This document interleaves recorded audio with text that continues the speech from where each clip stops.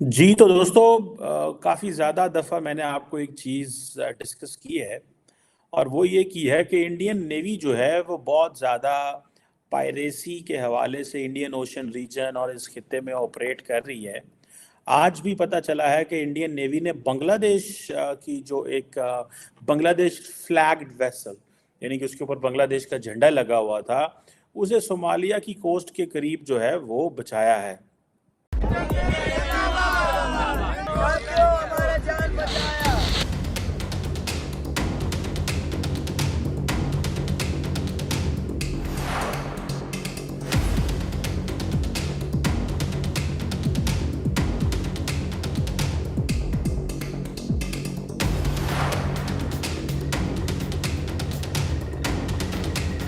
और ये बेसिकली वही पायरेट्स थे जो कि कोस्ट ऑफ सोमालिया में जो ये कश्ती गुजर रही थी, वैसल गुजर रही थी और ये कोयला लेके जा रही थी मोज़म्बिक की तरफ, from Mozambique to the United Arab Emirates, जब इसके ऊपर ये अटैक हुआ।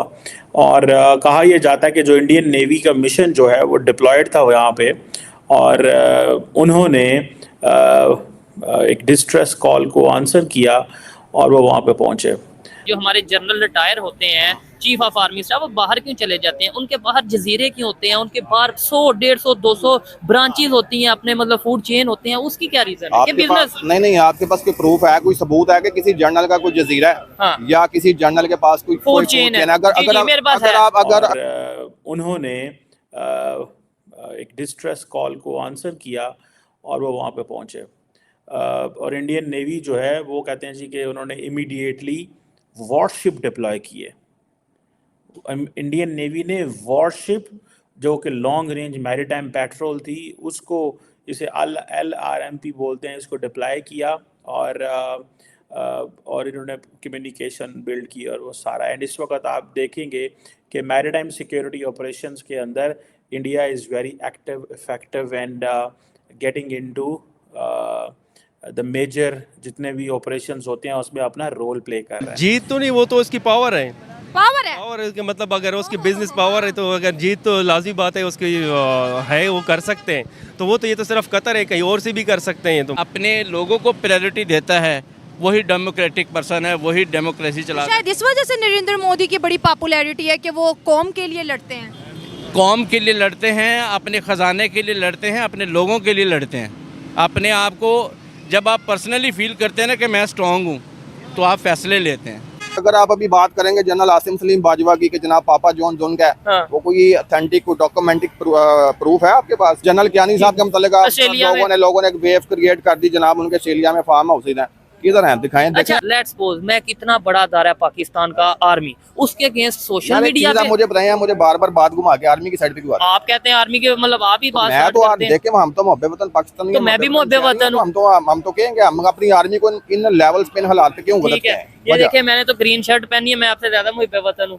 आप नारा लगाएं पाकिस्तान जिंदाबाद का, मैं आपसे ज्यादा ऊंची आवाज में लगाऊंगा। ग्रीन शर्ट पहनी है, मैंने ग्रीन ट्राउजर पहना। मैं एक स्टूडेंट हूं, मैंने अपना वीजा अप्लाई किया, तो उनकी रिजेक्शन ये होती है कि आपके मुल्क के मामला सभी आप पाकिस्तान से, तो वो रिजेक्शन लग जाती है, जिसकी वजह से। और इंडिया के दोस्त मेरे हैं कुछ, वो अप्लाई करते हैं तो उनको वीजे मिल जाते हैं, सिर्फ उनकी इंडिया की इकोनॉमी की वजह से, उनके वहाँ के मतलब हर लिहाज से इंडिया में, मतलब इंडिया की पूरी दुनिया में वैल्यू बनती जा रही है। ठीक है, आप के लोगों इंडिया ने थोड़ा एक्टिवली रोल प्ले किया। आपको पता है ये जो इंडियन ओशन रीजन है, अगर जो इंडिया की डेफिनेशन है ना इंडियन ओशन रीजन की, क्योंकि इंडिया अपने आप को कहता है कि हम नेट सिक्योरिटी प्रोवाइडर है, ठीक है, और इंडिया का जो एक इंडियन ओशन का जो इंडिया का एक जो स्ट्रेटेजिक मैप है इंडियन ओशन का, जिसे इंडिया कहता है कि ये हमारे एरिया ऑफ इन्फ्लुएंस में आता है, that starts from the Cape of Good Hope in South Africa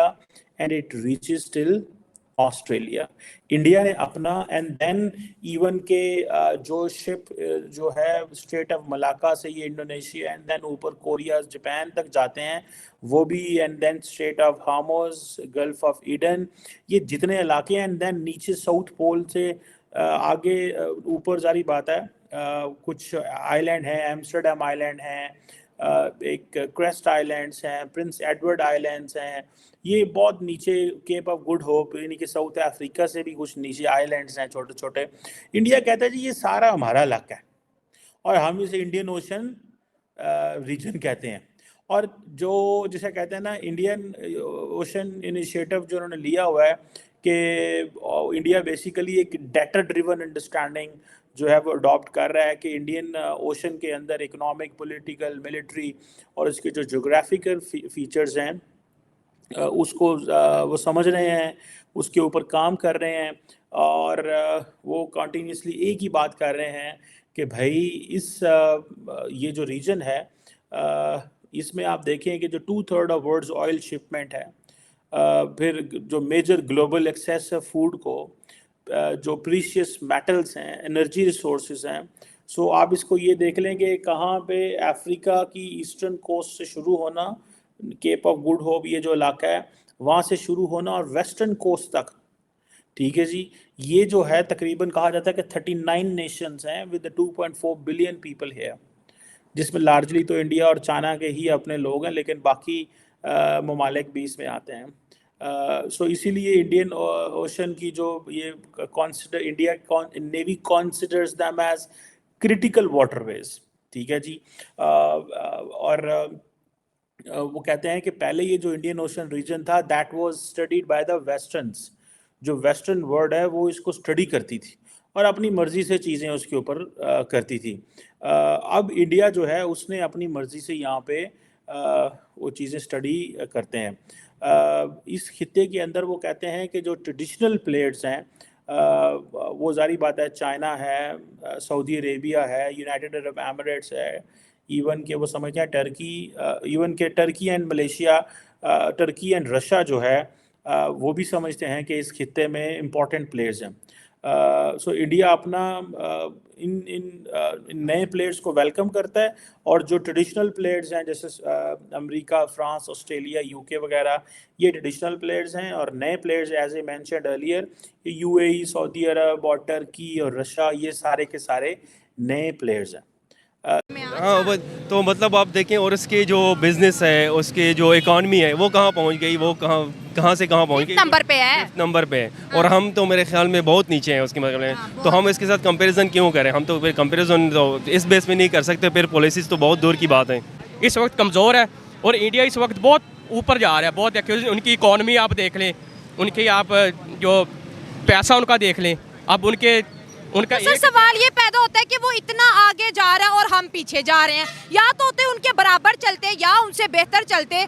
मतलब हर मुल्क आगे जा रहा है, बांग्लादेश आगे जा रहा है, अफगानिस्तान आगे है, चाइना हमारे बाद आज़ाद हुआ वो आगे है, आज कतर ने देखिए अपना शरिया उनके लिए बदला। हेलो फ्रेंड, मैं हूं शाइला खान और आप देख रहे हैं नाइला पाकिस्तानी रिएक्शन। आज हम बात करेंगे एक्स नेवी ऑफिसर 8 जिनको कतर के अंदर सजाए मौत की सज़ा सुना दी गई थी, आज वो इंडिया वापस आ रहे हैं। कतर एक बहुत स्ट्रॉन्ग इस्लामिक मुल्क है और उन्होंने इस 8 नेवी अफसरान को जासूसी के जुर्म में उम्र भर कैद और इसके साथ साथ सजाए मौत की सज़ा सुनाई और आज जो है वो वापस आ गए। कतर इस्लामिक मुल्क है और हमने नहीं देखा किसी इस्लामिक मुल्क ने कभी अपने कानून किसी सेकुलर कंट्री के लिए चेंज किया।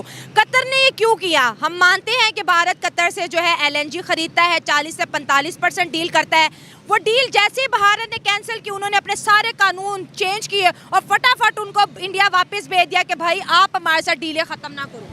जी मिस, आजकल जो दुनिया चल रही है वो बेसिकली चल रही है ट्रेडिंग बिजनेस की तरफ से। जंग वगैरह जो है वो ख़त्म हो रहे हैं और वो बिज़नेस की तरफ जा रहे हैं। तो लाजिम बात है कतर के लिए पाकिस्तान से ज़्यादा इंडिया जो है वो बहुत बड़ी मार्केट है और उसके लिए तेल गैस वगैरह वहाँ पे ज़्यादा वो उससे ले रहे हैं, तो लाजिम बात है उसकी बात माननी पड़ेगी। ठीक है, आप अगर स्टडी करते हैं, आप 5th जनरेशन हाइब्रिड वारफेयर को अगर आप पढ़ते हैं तो आपको पता चलेगा कि ये सारे मामला क्या है। मुझे जरा देखने वालों को भी नॉलेज में इजाफा हो जाएगा, मेरी भी नॉलेज में, मैं भी एक स्टूडेंट हूँ, नॉलेज में इजाफा हो जाएगा। ये क्या है 5th जनरेशन वार और हाइब्रिड वार, क्या है? मुझे तो इसका नहीं पता। बेसिकली अगर आप इसको स्टडी करना जाके, उसमें आपके सोशल मीडिया को कंट्रोल किया जाता है, आपके मेन स्ट्रीम मीडिया को कंट्रोल किया जाता है और फंडिंग की जाती है बैक एंड से। जितने भी कहने के लॉबी है पाकिस्तान के अगेंस्ट जो काम करने वाले हैं, कौन सी लॉबी है? खुल उनमें अमेरिकन है, उनमें इंडियन है, उनमें इसराइल है। आप एक क्या कहते हैं 2 से 3 अरब डॉलर की सालाना इमदाद के लिए या कह लें कि क्वार्टरली इमदाद के लिए उनके तरले करते हैं, IMF के पास जाते हैं, ठीक है, अपनी सारी चीजें उनके पास गिरवी दिखवाते हैं। और फिर आप जैसे लोग ये कह देते हैं कि अमेरिका साजिश कर रहा है। नहीं तो देखिए ना, आपने ये बोला ना, तो मैं यही कह रहा हूँ कि हम खुद उनके पास जा रहे हैं, ना जाएं। तो साजिश है ना उनकी, वो तो आपको डिस्टेबलाइज करना चाहते हैं,